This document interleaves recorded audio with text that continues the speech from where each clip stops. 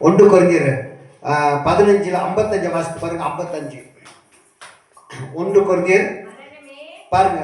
மரணமே உன் கூர் எங்கே, பாதாளமே உன் ஜெயம் எங்கே? மரணமே உன் கூர் எங்கே, பாதாளமே உன் ஜெயம் எங்கே? பாதாளத்துல ஜெயிச்ச ஒரு ஆண்டவர்.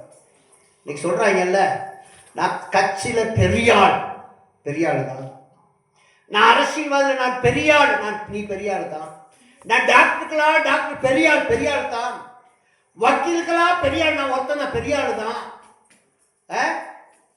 இந்த எல்லா மாநிலங்களுக்கும் தாத்தா பெரிய தலைவர், உண்மைதான். ஆண்டவர் சொல்ற உண்மைதான். ஆனா நீ செத்தா உயிரோடு எழும்ப முடியுமா?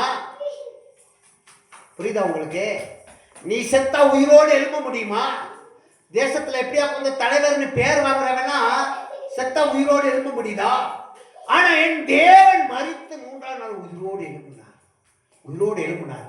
அவர் பழி பார்க்க மாட்டார், பழி மட்டும் கேட்கவே மாட்டார். ஆண்டவர் எதை வேணுமா கேட்பார். எதை வேணும்னா ஆண்டவர் உங்களுக்கு கொடுக்குறதுல என்ன தெரியுமா கேட்பாரு? சோம் பண்ண துதி ஆறாது, அவ்வளோதான். அதை மட்டும் தான் சொல்லுவார். அந்த ஆடை விட்டு, மாடை விட்டு, கோழியை விட்டு, இந்த கத்திரிக்காய் விட்டு, தக்காளியை விட்டு, கோசை விட்டு பொரியல் பண்ணி, இல்லைன்னா பீட்ரூட்டு யாரும் சொல்லுவாங்க அடிக்கடி எங்கள் வீட்டில் பீட்ரூட்டு பொரியல் அந்த மாதிரிலாம் இருக்கக்கூடாது. அல்லேலூயா. அதெல்லாம் தேவன் கேட்பது அல்ல. தேவன் கேட்குறா உன் இருதயத்தை கூட அந்த ஈஸ்டர் நாளையில் உன் இறுதியத்தை ஆண்டவருக்காக கொடு. உன் இறுதியை உடையட்டும் ஆண்டவருக்காக.